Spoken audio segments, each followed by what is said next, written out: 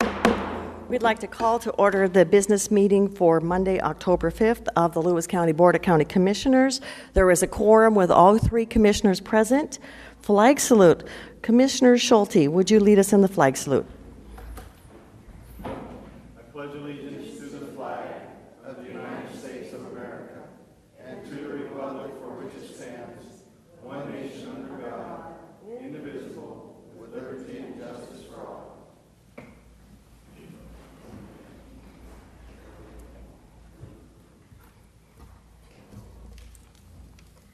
Madam Chair, I make a motion to approve the September 28, 2015 BOCC minutes. Second. It's been moved and seconded to approve the minutes of September 28th, 2015. All in favor say aye. Aye. Opposed? Motion carried. Public comment.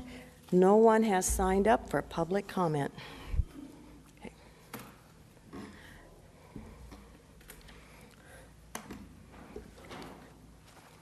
How about a motion for the proclamations?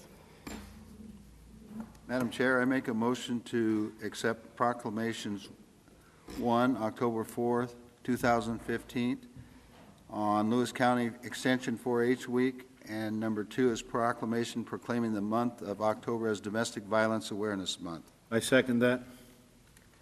All right, the first one, a proclamation. Commissioner Stamper, would you read that for us? Perfect. I see we got a perfect person in attendance, too. Yes. Whereas WSU Lewis County, I'm sorry, I'm going to start over again. Washington State University Lewis County Extension 4-H Week, October 4th through 10th, 2015. Whereas the WSU Lewis County Extension 4-H Youth Program is proud to honor the efforts of our 4-H volunteers who have provided high-quality life skills education with hands-on learning to our county youth. And whereas this positive youth development program provides learning experiences for the whole child, including head, heart, hands, and health, and helps our county youth acquire knowledge, develop life skills, and form attitudes to enable them to become self-directed, productive, and contributing members of our society. And whereas we reach over 750 Lewis County youth ranging from kindergarten to 12th grade who come from diverse ethnic and socioeconomic backgrounds and truly represent a cross-section of our county ranging from cities to rural areas. And whereas the programs achieve success with the commitment and passion of the 155 4-H adult volunteers who generously have given their time, talents, energies, and resources that help make 4-H an effective prevention program. And whereas since 1902, the 4-H program has contributed to the positive development of youth people who are more likely to contribute to their communities, more likely to have healthy behaviors, and more likely to engage in science, technology, engineering, and math, known as STEM programs, outside the school throughout relevant and engaging 4-H programs and activities. Now, therefore, be it resolved that the Board of Lewis County Commissioners hereby designate October 4th through 10th, 2015 at 4-H Week. We commend the support provided by families, organizations, community leaders, and funding partners to program success. We urge all people in our county to join us in this special observance. Okay. I understand we have a young man by the name of Luke Lennox in the 7th grade who'd like to share with us about 4-H and some history. Luke. Hello, my name is Luke Lennox. I am a member at the Napavine Go-Getters 4-H group. This is my 3rd year as a member. I'm a 7th grader at Centralia Middle School, and today I'd like to tell you a little bit about 4-H history in Lewis County. In a small article from the Chronicle on August the 21st, 1959, it shows Mr. J.T. Alexander shaking hands with our governor, Albert Rossellini, as J.T. had created 4-H in Lewis County and made it possible. The fair staff dedicated a special building to Mr. J.T. and the 4-H in Lewis County. 4-H has helped through many activities, such as presentations, science, technology, animals such as dogs, pigs, cats, any animal you can think of that is for showing. And 4-H is a youth nonprofit organization. Our 4-H motto is to make the best better. Nationally, there are 6.5 million 4-H members ages 5 to 21. And 4-H stands for Head, Heart, Hands, and Health. In 1907, Jesse Field Shambaugh, the superintendent of Wright County Schools in Minnesota, used a 3-leaf clover for boys and girls clubs. They stood for, and this is the original speech, "My head was trained to think, plan, and reason, my heart to be kind, true, and sympathetic, and my hands to be useful, helpful, and skillful." In 1911, when O.H. Benson worked for the 4-H Commissioner Office in Washington, D.C., he decided that a 4th leaf be added to the clover. And this 4th H would be stood for as health, to resist disease, enjoy life, and make for efficiency. So the pledge that we now say at the beginning of our meetings is, I pledge my head to clear thinking, my heart to greater loyalty, my hands to larger service, and my health for better living, for my club, my community, my country, and my world. And I hope that we can celebrate National 4-H Week, as this has helped with lots of things nationally. Are there any questions? Now, Luke, you've taken some speech classes, or tell us about that. I understand you've been practicing. In the 2nd grade, my dad figured out that I was a good speaker when I got an award for Student of the Month, and I started talking, and I just didn't stop. And then I actually started doing public presentations when I was in the 4th grade in my 4-H group, and I had done it last year for the state merit on trains on the steam engine over there. And I gave a presentation, and that's how, and there was lots of questions. It started out as not a very big crowd, and then it just kept expanding, to me, it's just easy to speak in front of people. Well, we appreciate your coming here during a school day, and thank you to your dad for bringing you over. So we'd like to present you with a proclamation, and maybe somebody could take a picture of us. Dad? It's not the governor, but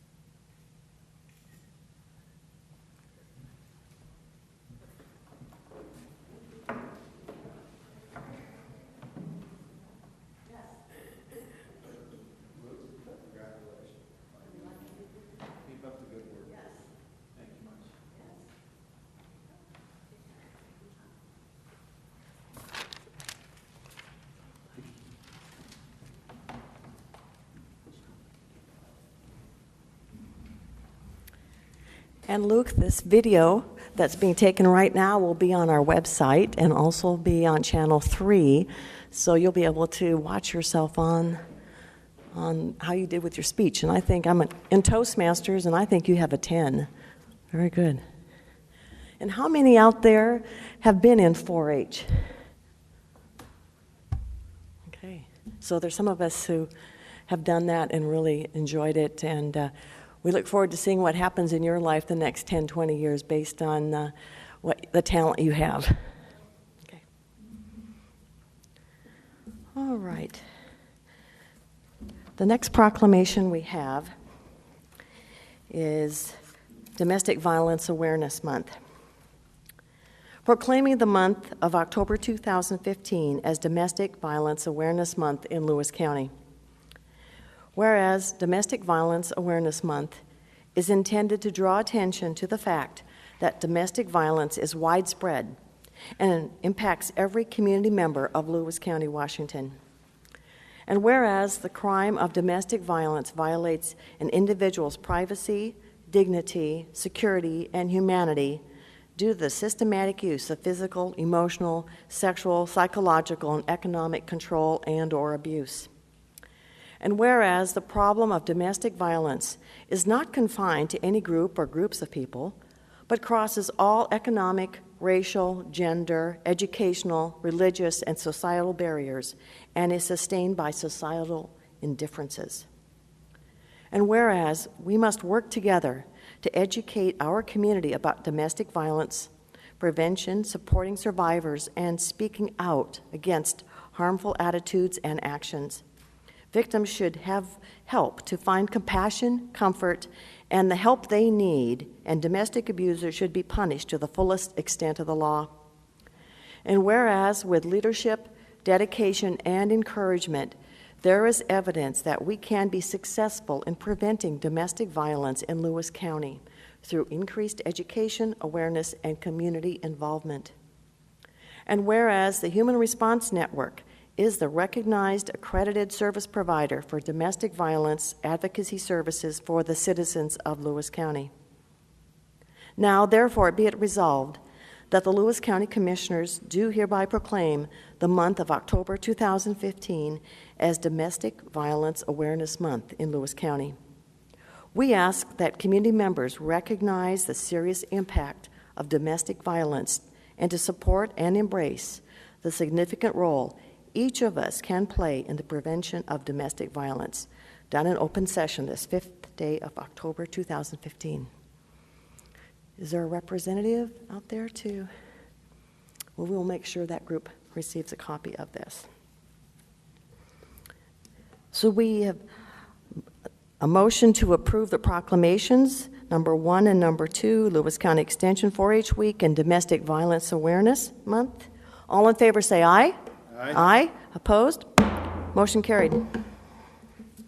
Madam Chair, I move to approve the notice agenda, one item, a notice of hearing for unmaintained Newaukum Station to Newaukum Prairie Road, resolution number 15, TAC 280. Mr. Elsey. Good morning, Commissioners. Tim Elsey, Public Works Director, speaking to item number 3 on your notice agenda. And this is a notice of hearing regarding the proposed vacation of unmaintained Newaukum Station Road. And this hearing will be held on or after 10 a.m. on Monday, November 2nd, 2015. This is resolution number 15-280.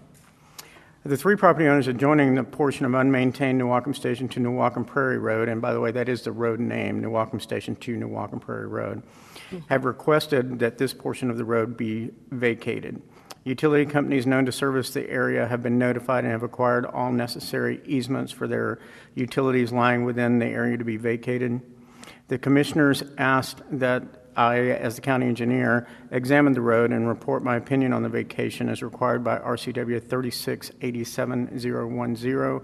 I've included the engineer's report with this submittal, and November 2nd will be the hearing date to consider this matter.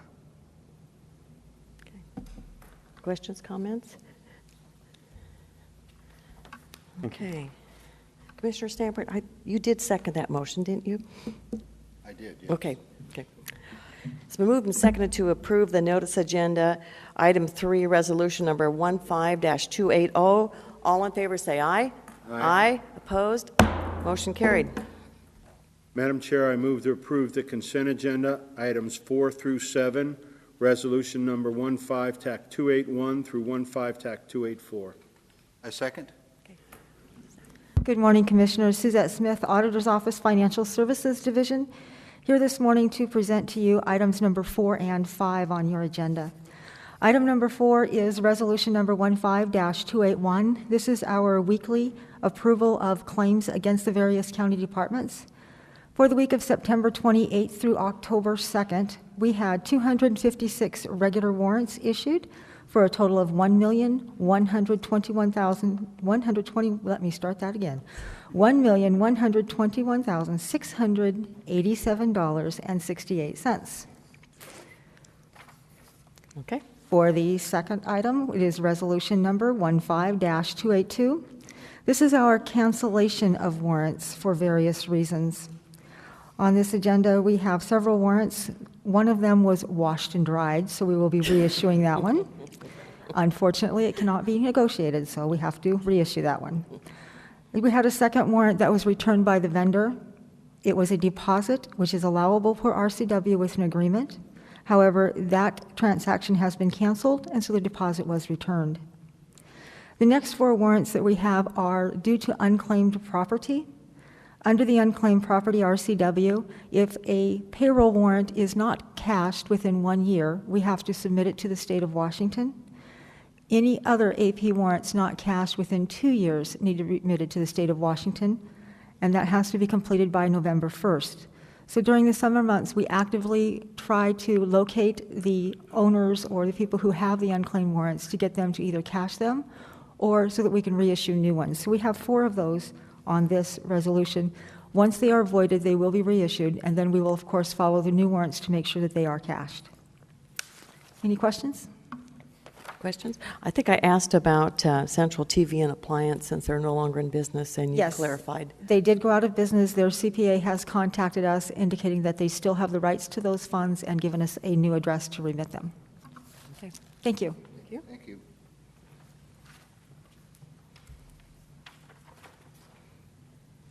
All right. Commissioner Schulte, would you like to talk about the new PFD appointment from your district? The Public Facilities District that kind of developed and promoted the Sports Event Center is still active, and the 2nd District has to appoint another member to that board, and today we'll be appointing Bobby Jackson to the Public Facilities District as a representative to District 2. Okay. Mr. Bobby Jackson, would you like to say a few words? The key was few.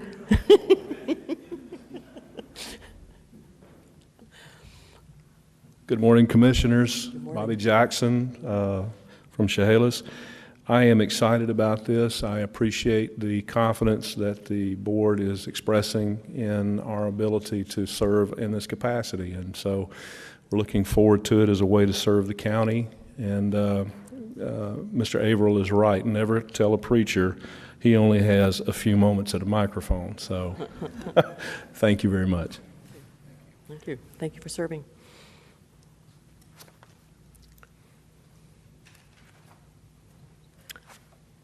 And Mr. Elsey. Good morning, Commissioners. Tim Elsey, Public Works Director, speaking to item number 7 on your consent agenda, and this is resolution number 15-284. This is approving a motorist informational sign program and associated fees for placement of commercial wayfinding signs on county road rights-of-ways. In an effort to promote our businesses and to allow customers to get to our businesses, the Public Works Department has investigated whether or not we could do a wayfinding program on county road rights-of-ways. And RCW 4736-330 does allow for counties to provide for wayfinding signs.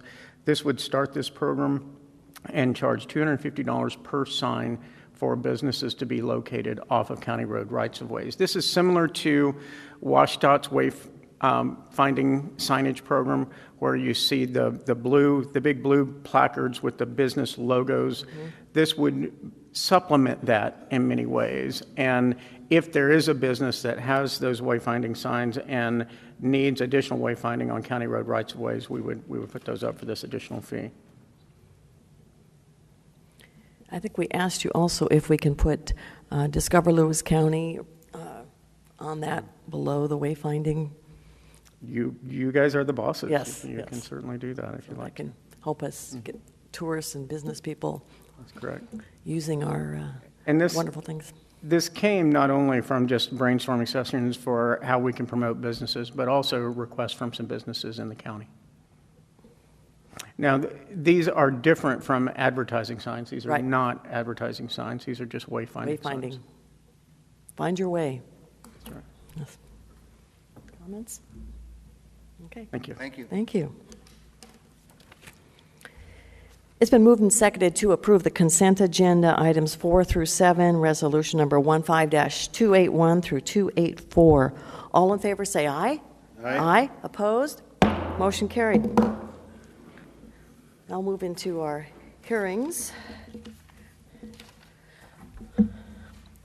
We'll call to order the 2016 preliminary Lewis County budget hearing. We will first have a staff report, followed by a question and answer period. We will then close the question and answer period and open the hearing for formal testimony. And testimony will be 3 minutes, and our clerk, Carrie Muir, will be timing those folks who are wanting to do that. And any citizens wishing to testify should sign in now. Up there. Okay, let's go with the staff report. Mr. Walton. Mr. Walton, I have one question. Do you have any staff members here with you? Yes, sir, I do. Are they going to join you at the table? She's covering my back. That's what she says.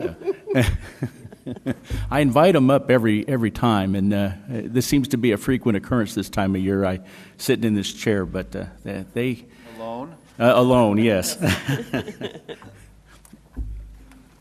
So, good morning, Commissioner. Steve Walton, Budget Administrator. Per RCW 36.40.070, this is the first hearing on the 2016 preliminary budget. There is no resolution associated with this hearing. Rather, the purpose of this hearing is threefold. One, to give an overview of the 2016 budget process to date.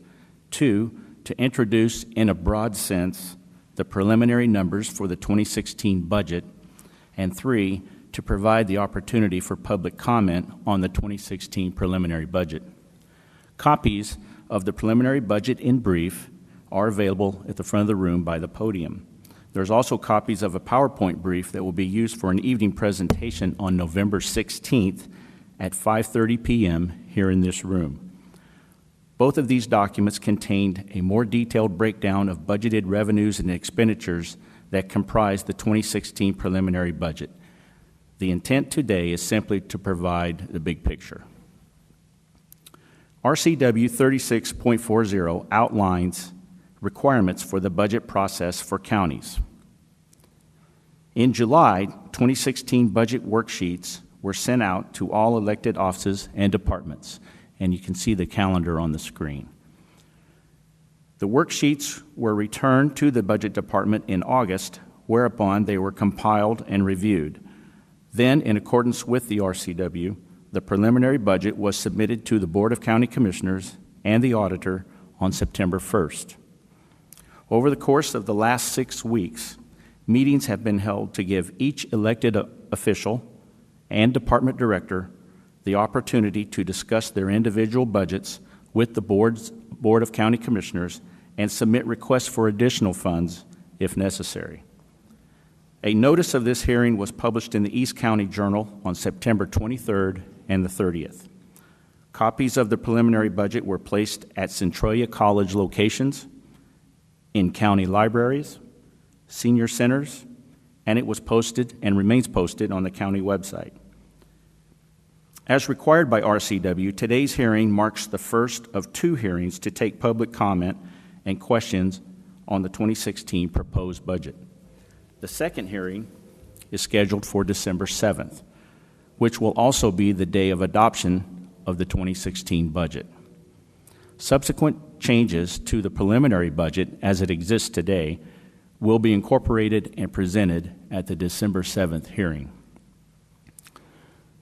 The 2016 preliminary budget sets current expense, also known as the general fund, revenue at $33,010,813, and expenditures at $35,995,782. And I think I have a slide for that too, that will help you track these numbers. This results in a budgeted use of fund balance in the amount of $2.98 million. The total preliminary revenue for all funds, which combines the current expense fund and other funds, is expected to be $102,539,122, and expenditures in the amount of $105,643,073, resulting in a use of fund balance overall of $3.1 million. As I always say in these venues, the other funds category includes special revenue, debt service, capital projects, enterprise, and internal service funds, which are restricted in the manner in which they can be spent, either by RCW or grant guidelines. You can see when considering by the pie chart on the screen, the total budget, the current expense and special revenue funds consume the largest portions of the budget, nearly 75%, 74.5% to be exact. Revenue received in previous years will be used to balance the budget. When compared with previous years, there is nothing unusual about the 2016 budget numbers. For perspective, the 2016 budget numbers are consistent with budgets of years past that have typically reflected a use of fund balance in the $3 million range. But year-end actuals, and this is the important part, year-end actuals have consistently netted a smaller use of fund balance, with 2 of the last 5 years, 2011 and 2014, actually ending with a positive fund balance. These total amounts are compiled from multiple departments and funds, each of which have specific requirements. A more detailed discussion on the county budget will be presented on the evening of November 16th.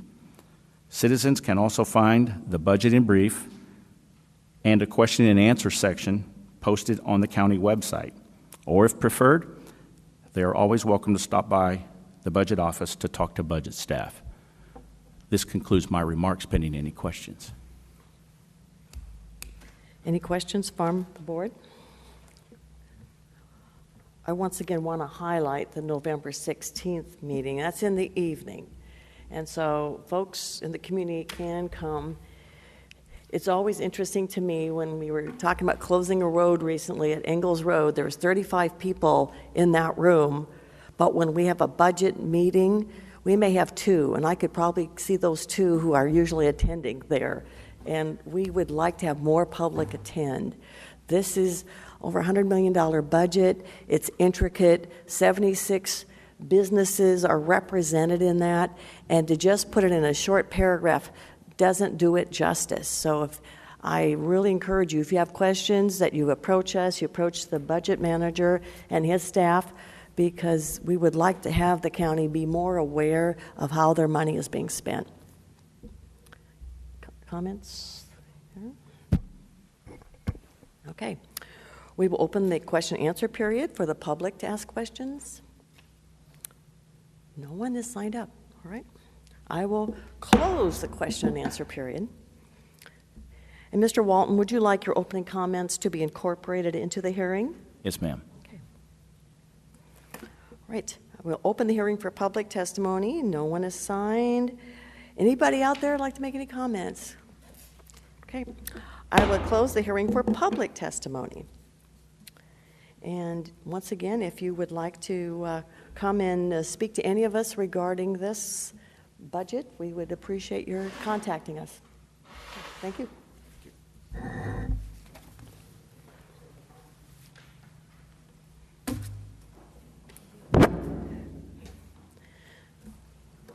So now, I'd like to call to order the hearing on the franchise to Skate Creek Terrace Community Club Incorporated, Resolution number 15-285. Once again, we will first have a staff report, followed by a question and answer period. We will then close the question and answer period and open the hearing for formal testimony. And once again, 3 minutes for testimony. And anyone who'd like to sign up, now's your chance. Okay, I'd like to ask for the staff report. Mr. Elsey. Morning, Commissioners. Tim Elsey, Public Works Director. First, I have to follow Luke in his public speaking, and now Mr. Walton with his hearing. Mr. Elsey, I would agree with you. You are at a distinct disadvantage. With you. Resolution 15-247 set today as the date to have a public hearing on a franchise for the Skate Creek Community Club to construct, operate, maintain water system facilities on county roads within the Skate Creek Terrace addition in Packwood. And as you're aware, RCW 3655040 requires that notification be presented so that the public can come and have an opportunity to speak on these hearings. This is an extension of a franchise that has been in place for several years. This is for an additional 5-year period. The franchise expires October 18th, 2015, and this would extend the franchise for another 5 years until 2020. Okay. Any questions for Mr. Elsey from the board? I'd like to open the question and answer period for the public. And I think, Mr. Averill, would you like to speak? Yes, Madam Chairman, Ron Averill from Centralia. I'd like to give Mr. Elsey the opportunity to defend himself. Did you not win your football game this week? Oh, we did win. There should be some respect, shouldn't there?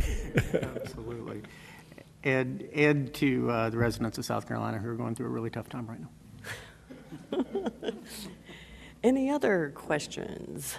All right. Okay, I will close the question and answer period. Mr. Elsey, would you like your opening comments to be incorporated into the hearing? Yes, please. Okay. We would now like to open the hearing for public testimony. We have no one signing up. All right. So close the hearing on public testimony. Madam Chair, I move to approve resolution number 15-285.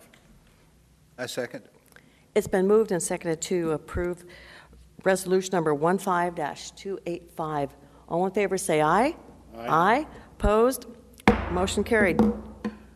Madam Chair, with no further business, I move we adjourn. I second. It's been moved and seconded to adjourn. All in favor say aye. Aye. Aye. Opposed? Motion carried. Thank you for coming.